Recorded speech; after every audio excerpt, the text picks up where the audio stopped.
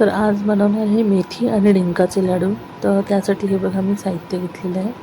हे आपल्या टरबूजाच्या बिया, बदाम, काजू, अळसी हे सगळं मी भाजून घेतलं आहे। पिस्ता चांगल्या तुपात आणि मेथी अशी भाजून घ्यायची इन द सेन्स थोडं त्याच्यात जे कच्चेपणा आहे ते निघून जातं, म्हणजे काय जर त्याच्यामध्ये मॉइस्ट असेल तर ते निघून जातं। आणि हे घेतलेत मखाणे, ते सुद्धा मी भाजून थोडे परतून घेते आणि त्यामध्येच मग मी ओवा आणि थोडेसे जिरे आणि थोडी कलोंजी आणि जेवढं होईल तेवढे ना चांगलं आणि मी चितळेचं तूप घेतलेलं आहे गाईचं।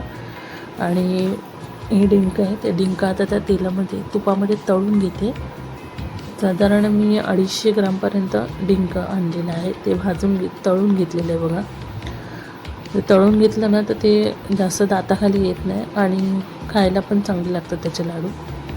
आणि हे मेथ्या घेतल्या 250 ग्राम ते मखाणे घेतलेले आहेत आणि 100 ग्राम जे ड्रायफ्रूट्स आहेत ते घेतलेले आहेत। आणि याच्यामध्ये मी साधारण एक अर्धा किलो वाटलेला गूळ असतो ना, म्हणजे पावडरवाला गूळ मिळतो तो।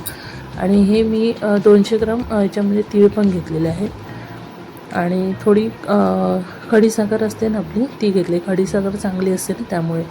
आणि साधारण 2 चमचे कलोंजी त्याच्यामध्ये टाकलेले आणि ओवा पण टाकलेला आहे 100 ग्राम।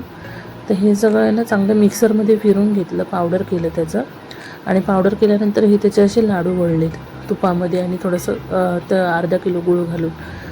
तर ते लाडू बघा इतके सुंदर झालेत ना, आणि हे 3-4 महिने चांगले टिकतात आणि थंड